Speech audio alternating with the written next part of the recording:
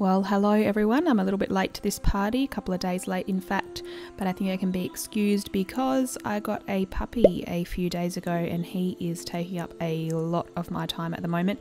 He's sleeping right now, so I thought I would jump on here and do a quick devlog overview. I'll keep it short and sweet and let's just go through what they announced for June 2021. Alright, so this is the 40th devlog they've done.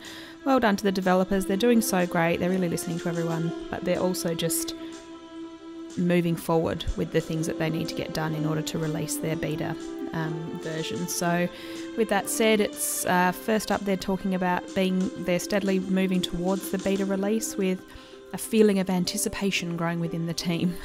Although they do say further down, while there's no set beta release date, we can share at this moment that will give you an insight into our process as we approach this next milestone. So they're still not really keen to let us know when the beta is going to be released, which kind of gives me the feeling, and I absolutely have no idea, this is just speculation, that perhaps the early access is going to be pushed back to really quite late this year. It was initially supposed to be kind of September. I think it'll probably be later than that. While it usually is shorter time period between beta and early access than it is between alpha and beta, I still think that it'll probably be a little bit later in the year. So that's just what I think. Whether or not that's what happens, it remains to be seen. So what they're doing at the moment is that's a really nice park created by Warpath. Let's just appreciate that first, then we'll jump into where they're at. So they're looking at changing up a lot of the tools. First thing they've done here is made objects recolorable, which is really cool. I'm really hoping they have other options other than blue, red, green and yellow. I'm sure they will, but this red is quite red, to be fair, and it doesn't, to me it doesn't really look all that painted, I guess is what I'm trying to get at. So anywho, so they're doing some recoloring and they've said they're trying to build a robust framework for it and it's coming along very well. While the system isn't quite ready to be properly shown off, we're excited to confirm that many objects will be fully recolorable, with some even having multiple choices for their patterns, which is great. Next up, the music. I'm really excited for the music because I am looking for lots of tracks at the moment to put behind my content that I'm creating, but also it'd be great to just have some soundtracks like we do for Planet Zoo and things like that, so we can actually put them onto our content that we upload onto YouTube. So they're telling us what they're doing in their development report here. First things they're looking at here is the power management, their animal assets, and then the music and beeps and boops.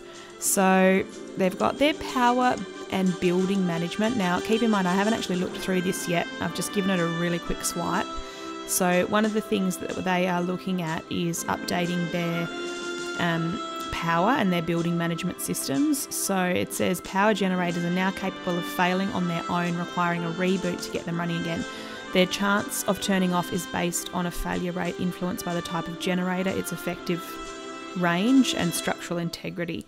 So I think basically what they're saying is as a building gets less and less, its integrity gets less and less, it will eventually just shut down. It says here all infrastructure and guest facilities can take damage over time once an initial warranty period has expired. A warranty period, interesting. They become susceptible to age and of course various weather conditions, and you can see here our first look at the rain. This is really cool, this is what I was hoping for. So the last devlog, it looked a little bit like they had started the kind of misty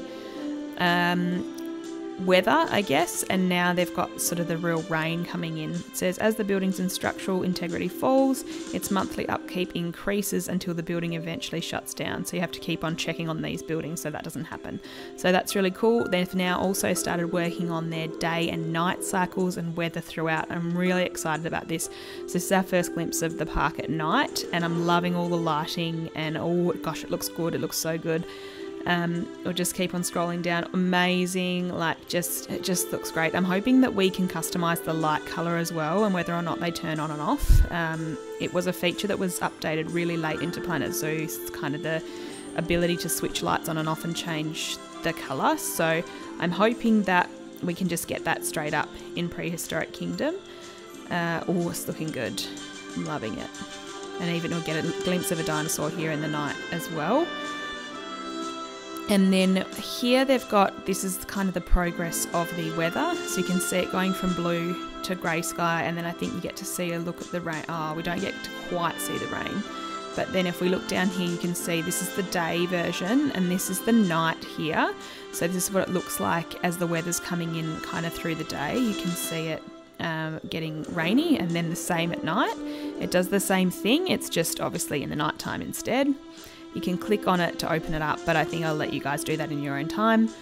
Let's head on down. So they're also looking at the lights that they're building. I'm loving some of the lights they're offering us. So these ones are the wall mounted ones for now. I really like these little ones here. And then we've got the lamp posts, and then we also have ceiling lights, and we also have the little ground lights as well. So those ones that you kind of have along the path in certain areas. The last thing they've got on their devlog is their animal showcase. So this is the Camarasaurus. I haven't looked up how to say that one, so apologies to everyone that knows exactly how to say it, and I'm probably butchering it, but I would say it's probably Camarasaurus. I really love the look of this dinosaur. It doesn't look as big as the Diplodocus.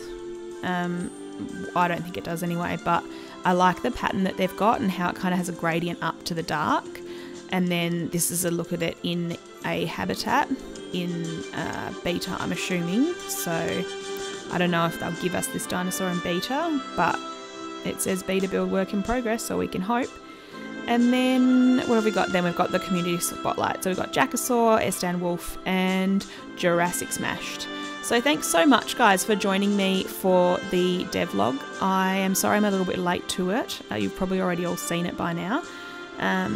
I am most excited for the weather from this devlog and for night time. So thanks so much for tuning in, and I hope to see you in the next one. Take care. Bye.